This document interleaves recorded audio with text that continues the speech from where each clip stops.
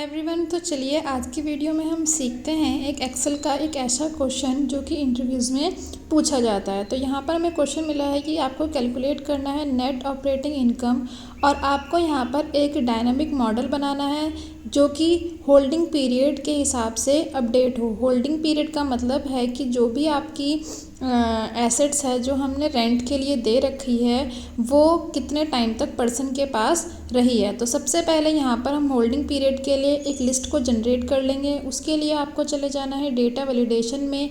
यहाँ से आपको लिस्ट सेलेक्ट कर लेनी है और लिस्ट में जा कर के आपको सोर्स में जो हमने ईयर्स बना रखे हैं इन ईयर्स को सेलेक्ट कर लेना है। उसके बाद आपको ओके प्रेस कर देना है। तो जो हमारी होल्डिंग पीरियड्स की लिस्ट है वो जनरेट हो चुकी है। जैसे कि 2, 8 जितने भी यहाँ पर हमने नीचे ईयर्स लिखे हुए थे वो ईयर यहाँ पर हमारे पास आ चुके हैं। होल्डिंग पीरियड की लिस्ट को बनाने के बाद अब हम यहाँ पर अपने रेंटल इनकम को कैलकुलेट करेंगे। रेंटल इनकम के लिए जितने भी क्राइटेरियाज़ हैं यहाँ पर हमें दे रखे हैं कि पहले ईयर में हमारा रेंट जो है इस अमाउंट पे था और उसके बाद वो 2.5% जो है हर साल इंक्रीज़ हो जाएगा। इसी तरीके से नीचे हमारे पास कुछ ऑपरेटिंग एक्सपेंसेस दे रखे हैं और उनके भी रेट हमारे पास यहाँ पर अजम्पशंस की हेडिंग पर दे रखे हैं। तो सबसे पहले यहाँ पर हम अपनी रेंटल इनकम को फाइंड आउट करेंगे।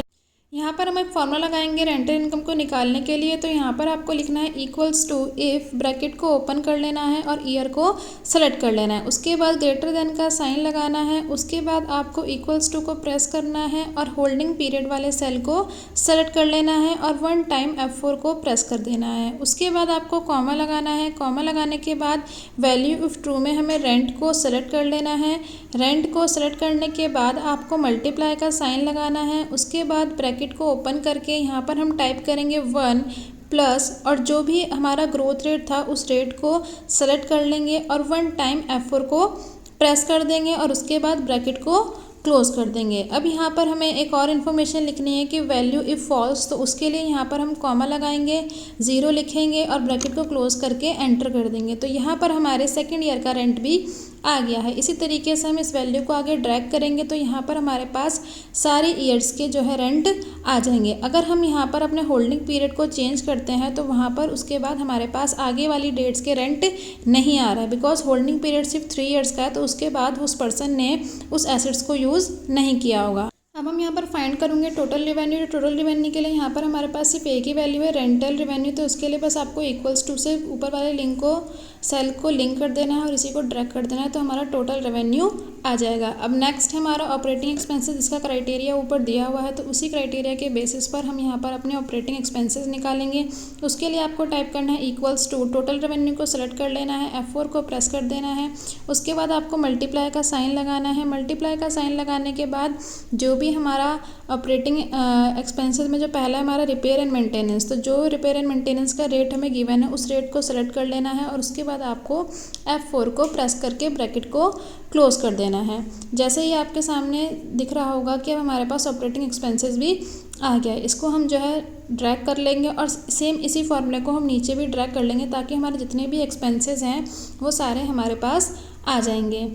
उसके बाद हम देख लेते हैं कि अगर हम होल्डिंग पीरियड को चेंज करते हैं तो क्या हमारी वैल्यूज़ कैलकुलेट हो रही है। तो हाँ, हमारी सारी वैल्यूज़ जो है कैलकुलेट हो चुकी है। अब हम फटाफट से इन सारे एक्सपेंसेस को सेलेक्ट कर लेते हैं और इनके हेडिंग्स के हिसाब से आगे पेस्ट कर देते हैं, बिकॉज ऑपरेटिंग एक्सपेंसेस के सामने कैलकुलेट हो गया था। अब जो है ये सारी हेडिंग्स अपनी अपनी अमाउंट्स के सामने आ चुकी हैं। अब हम यहाँ से निकाल लेंगे अपना नेक्स्ट हमारा टोटल ऑपरेटिंग एक्सपेंसेस, यानी कि जितने भी एक्सपेंसेस आए हैं हमें उनका सम करना है। तो सम करने के लिए एक सिंपल सा फॉर्मूला होता है इक्वल्स टू SUM, ब्रैकेट को ओपन कर लेना है और तीनों सम्स के लिए जो हमारी एक्सपेंसेस की वैल्यू है उनको सेलेक्ट कर लेना है और उनको सेलेक्ट करने के बाद आपको ब्रैकेट को क्लोज कर देना है। तो आपके एक्सपेंसेस का टोटल आ जाएगा। इसके बाद हम निकालेंगे नेट ऑपरेटिंग इनकम।